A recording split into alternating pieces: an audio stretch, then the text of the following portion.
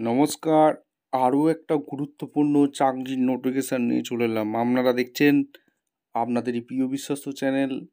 বন্ধুরা, এটা কিন্তু দুর্দান্ত সুযোগ। পশ্চিমবঙ্গে 23 জেলার চাকরি প্রার্থীদের জন্য সুবর্ণ সুযোগ।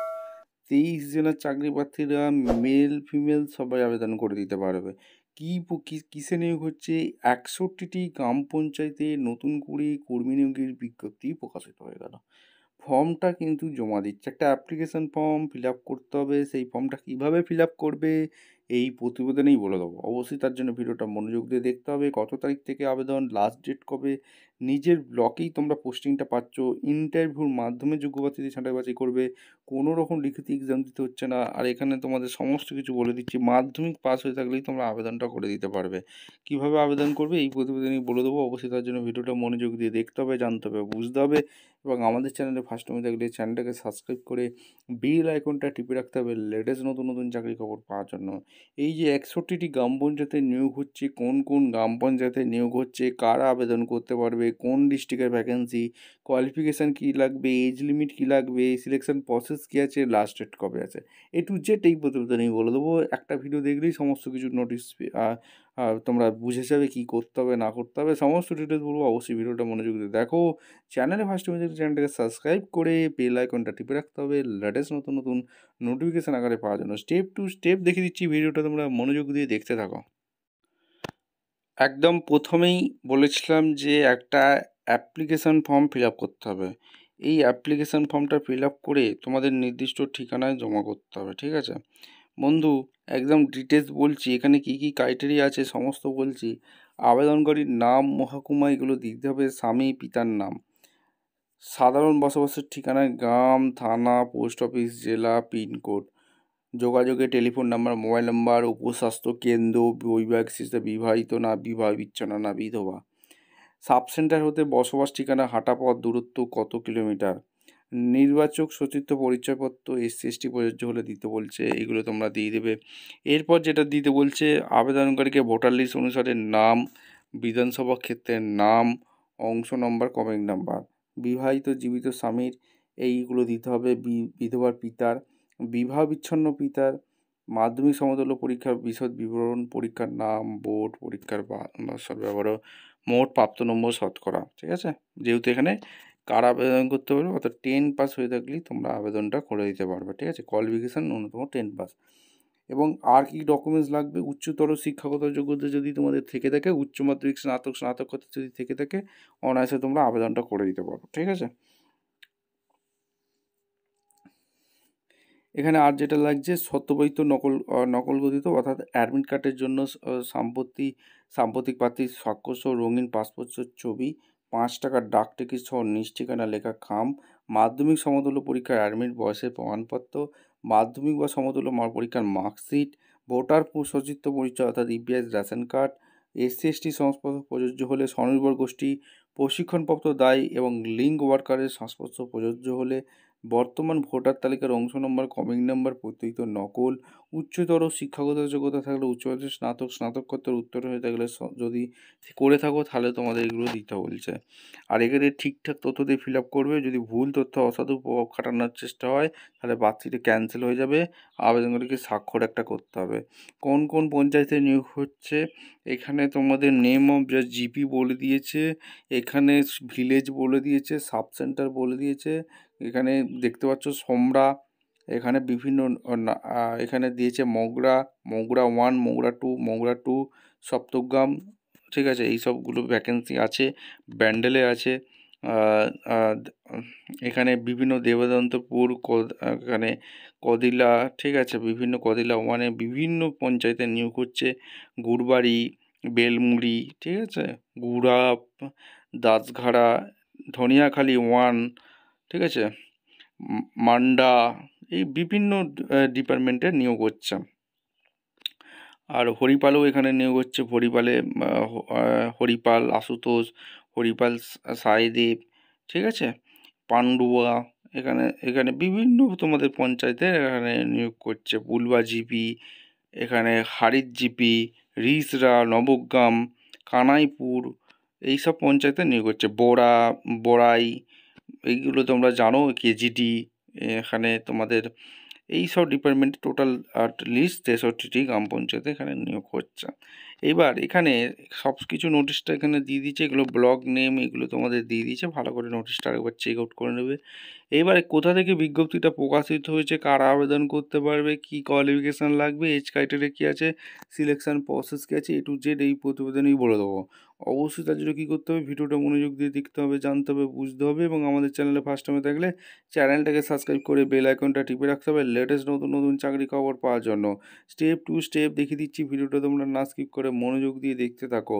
ভ্যাকেন্সিটা কোথা থেকে বেরিয়েছে সেটা আগে তোমাদের জানতে হবে। সমষ্ট উন্নয়ন আধিকারিকের কার্যালয়, চণ্ডীতলা 2, শ্রীরামপুর মহকুমা, হুগলি। এখানে মেমো নম্বর দেখতে পাচ্ছ 1/9/2025 ভ্যাকেন্সি রিলিজ করে দিয়েছে। বিজ্ঞপ্তিতে কি বলেছে আগে ভালো করে পড়বে।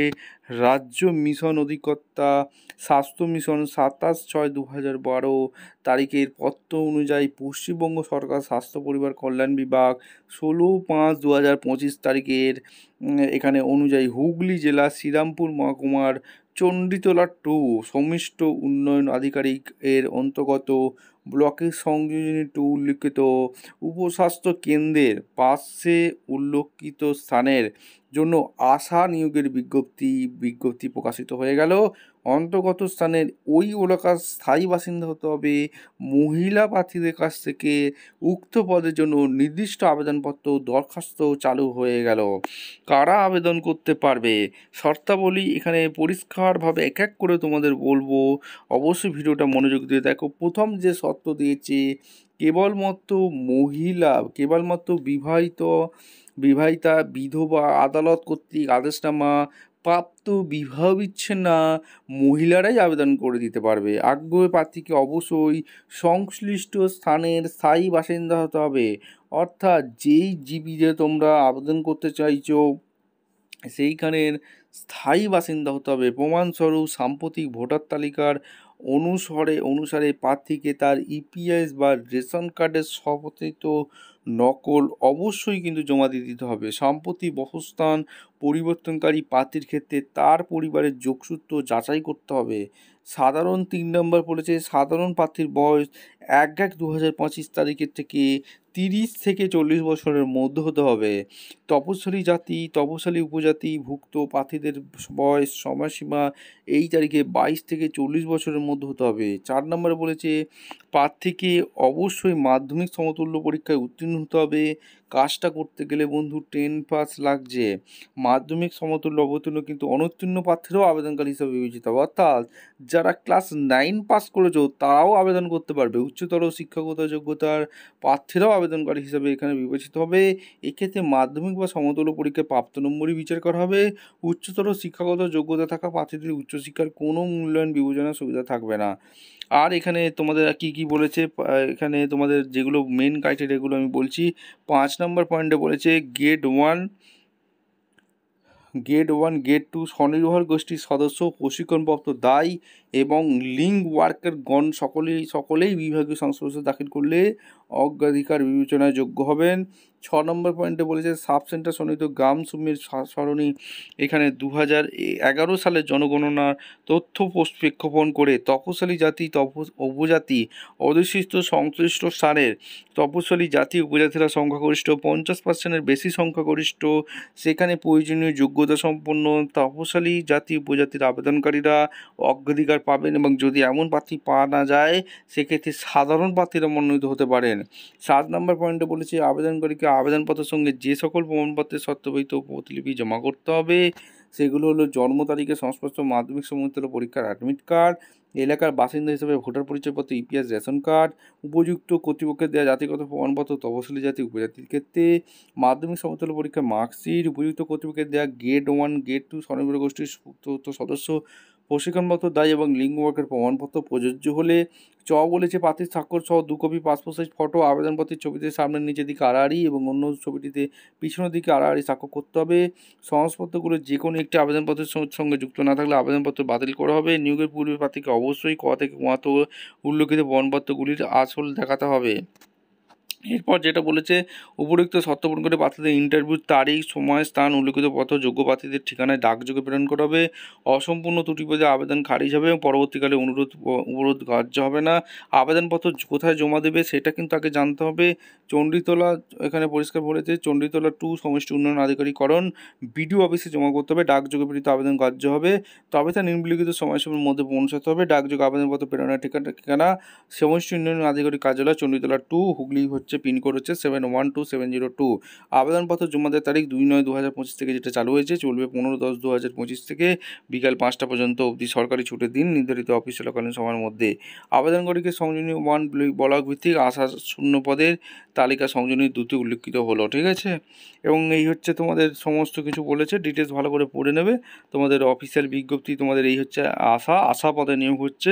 এখানে রিসেন্ট পাসপোর্ট সাইজ ফটো দেবে, আশা পদে এখানে হুগলি জেলার ভ্যাকেন্সি বেরিয়ে গেল, ঠিক আছে। ভিডিওটা ভালো লাগলে একটা লাইক, কমেন্ট, শেয়ার করে সাবস্ক্রাইব করে বেল আইকনটা টিপে রাখো। দেখা হচ্ছে কোনো পরবর্তী ভিডিও। অসংখ্য ধন্যবাদ।